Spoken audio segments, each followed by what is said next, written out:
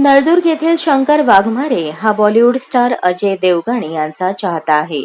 Bollywood star Ajay Devgan यांचा हिंदी चित्रपट भोला या चित्रपटाचा नुकताच मुंबई येथे ट्रेलर लॉन्च करण्यात आला.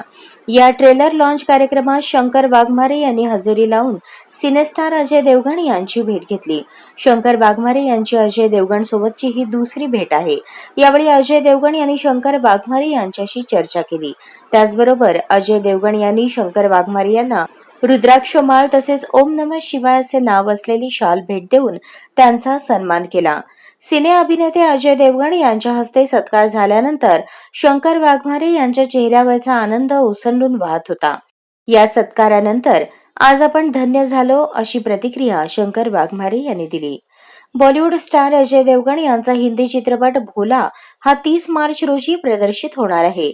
हा चित्रपट सर्वांनी थिएटरमध्ये जाऊन पाहावा असे आवाहन शंकर वाघमारे यांनी केले आहे.